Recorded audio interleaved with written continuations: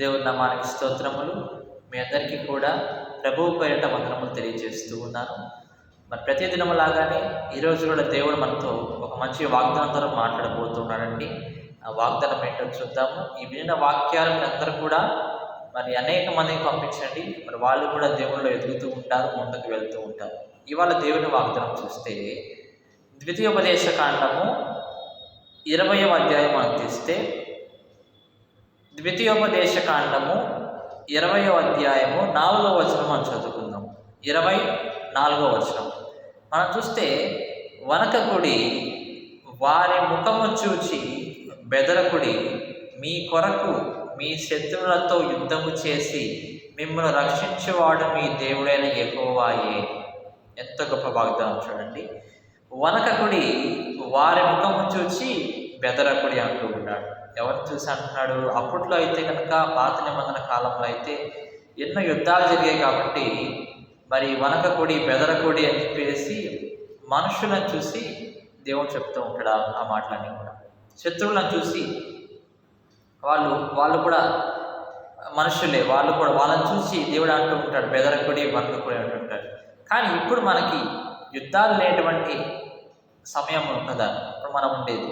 అయితే మనకి ఎవరితో యుద్ధం అంటే కనుక సాతానుతో, సాతాను యొక్క దూతలతో మనకి యుద్ధం ఉంటూ ఉంటుంది. మరి సాతాను ఎన్నో శ్రమలు పెడుతూ ఉంటారు మన జీవితంలో కదండి. ఎన్నో మనల్ని దేవుడి నుంచి లాగివేయాలి, తిప్పివేయాలని చూస్తూ ఉంటాడు. కానీ ప్రియా దేవుని బిడ్డలారా, దేవుడు అంటూ ఉన్నాడు, మీరు వనకకుడి, మీరు బెదరకుడి అంటూ ఉన్నాడు.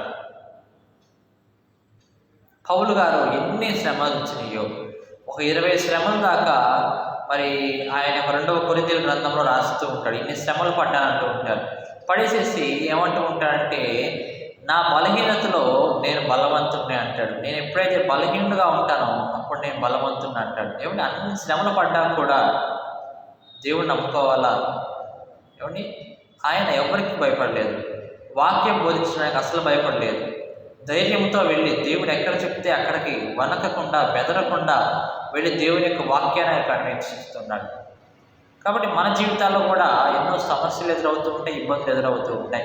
అయితే వాటిని చూసి మనం ఏం చేయకూడదంట, భయపడకూడదు. ఒకవేళ భయం అనేది మన హృదయంలోకి వస్తే కనుక సాతాను వచ్చేసి మనం తీసుకువెళ్ళిపోతాడు.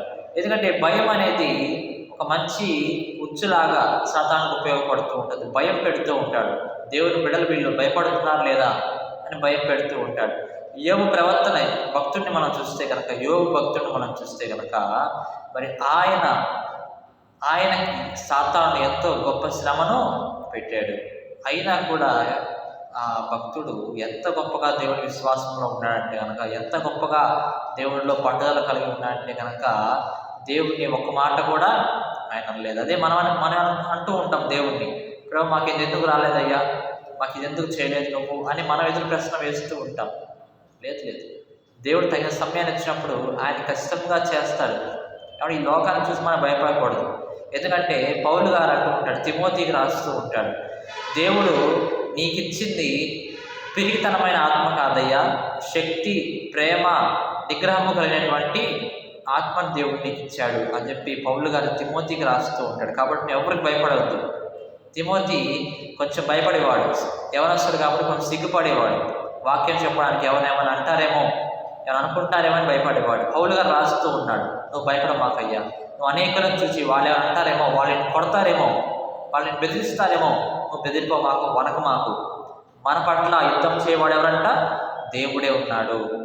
మీ కొరకు మీ శత్రువులతో యుద్ధం చేసి మిమ్మును రక్షించేవాడు మీ దేవుడైన యెహోవాయే. యుద్ధం ఎవరు చేస్తూ ఉంటారు? దేవుడు చేస్తూ ఉంటాడు మధ్యలో ఉండి. ప్రార్థన ఎవరు చేస్తూ ఉండాలంటే మనం చేస్తూ ఉండాలి. యుద్ధం మనం ఒక్కలే ఉన్నామండి, మనకి ఎవరు కూడా సపోర్ట్గా లేరు ఈ లోకంలో. కానీ దేవుడు మన పక్షం ఉంటే కనుక మనకి విరోధులు ఎవరు మిగలరు ఇంకా. ఎందుకంటే ఆయన యొక్క బలం ముందు, ఆయన యొక్క శక్తి ముందు ఎవ్వరు నిలవలేరు. అలానే ఆయన ప్రేమ ముందు కూడా ఎవరు నిలవలేరు. ఇప్పుడు ఆయన చూపించే ప్రేమ ఎవరు చూపించలేరు. అట్లానే ఆయనకు వస్తే కోపం కనుక దేవునికి వస్తే కనుక ఎవరు కూడా మిగలలేరు. అంత శక్తివంతుడు, అంత బలవంతుడు ఆయన. ఎందుకంటే ఈ సృష్టిని మొత్తాన్ని చేసింది ఆయనే. సముద్రమా నువ్వు పొంగు అంటే అది పొంగుతూ ఉంటుంది, సముద్రమా నువ్వు నిమ్మలంగా ఉంటే నిమ్మలంగా ఉంటుంది, ప్రకృతి అంతా కూడా దేవుని యొక్క సృష్టి, ఆయన చేతిలో ఉన్నది ప్రతి ఒక్కటి కూడా. కాలాల సమయాలన్నీ కూడా ఆయన చేతుల్లో ఉన్నాయి. మనం మంచిలోకి రావాలన్నా ఆయన మంచిలోకి రావాలంటే కనుక ఆయన ద్వారానే మనం రాగలము.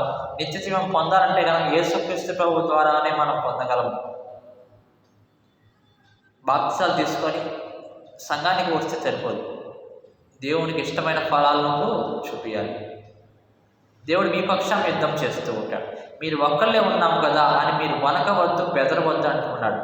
మరి ఎలీషా ప్రవక్త చుట్టూ కూడా కొంత సైన్యము వచ్చి చుట్టుముడితే దేవుని యొక్క రథ సైన్యము ఆయన వెనకాల ఉన్నది. ఎలీషా వెనకమాల దేవుని యొక్క రథ సైన్యము, అగ్నితో ఉన్నటువంటి రథాలు, దేవదూతల సైన్యం ఉన్నట్లుగా మనం చూస్తూ ఉన్నాం. దేవుడు నమ్ముకున్న బిడ్డలకి ఆపదొస్తే గనక దేవుడు తన యొక్క దూతలను పంపించి మనల్ని కాపాడుతూ ఉంటాడు. పాత నిబంధనలో ఒక దూత వచ్చి ఎన్నో లక్షల మంది శత్రు సైన్యాన్ని ఏమి చేయకుండానే ఒక కత్తి తీసుకుని అట్లా అంతంతోనే అందరూ కూడా ఎవరికి వాళ్ళు పొడుచుకొని చనిపోయేలా చేసేసింది ఒక్క దూతనే. అటువంటిది ఆయన కాడ ఎంతమంది దూతలు ఉంటారండి చెప్పగలమా? ఎంతమంది ఉంటారు? 100 మంది ఉంటారా? 1000 మంది ఉంటారు? కొన్ని కోటాను కోట్ల దేవుని యొక్క దూతలు ఉంటూ ఉంటారు. ఒక్కొక్క దూత ఎన్నో లక్షల మంది మనుషులను ఊరకనే హతం చేయగలిగినటువంటి శక్తిమంతుడు, అంత శక్తి కలిగిన వాడు దేవుని యొక్క దూతలు. వారిని మనకు దేవుడు కాపలాగా తోడుగా ఉంచుతాడండి. మన దేవుని అంత విశ్వాసం ఉంచితే కనుక, మరి ఈ లోకానికి మనం బెదరకుండా ఉంటే కనుక, వనకకుండా పట్టుదలతో మనం ఉంటే కనుక దేవుని యొక్క దూతలు మనల్ని కాపాడుతూ ఉంటారు. పిరికితనంతో ఉంటే మనం ఎప్పుడు కూడా పైకి రాలేము. భయపడుతూ సాతానికి శోధనలో ఉంటూ ఉంటాం. కానీ మనం ఆ పిరికితనం నుంచి బయటకు వచ్చి దేవుని ఎక్కువగా మనం శక్తి కలిగినటువంటి ఆత్మను మనం ఉపయోగించుకుంటూ ఉండాలి. కాబట్టి ప్రియాదేవుడు అంటారు, ఈ లోకాన్ని చూసి మీరు భయపడద్దు. మీరు నమ్ముకున్న దేవుడు ఎంతో గొప్ప దేవుడు, మీ పట్ల యుద్ధం చేసే దేవుడు, ఆయన సైన్యములకే అధిపతి అయినటువంటి దేవుడు. కాబట్టి దేవుని మీ పక్షంలో ఉంచుకోండి. మీరు ప్రతి ఒక్క కార్యంలో కూడా జయించడానికి మీకు దేవుడు సహాయం చేస్తాడని చెప్పి దేవుడి వాగ్దానం ద్వారా సెలవిస్తున్నాడు. దేవుడి వాగ్దానం దీవించి ఆశీర్వదించుగాక. ఆమేన్.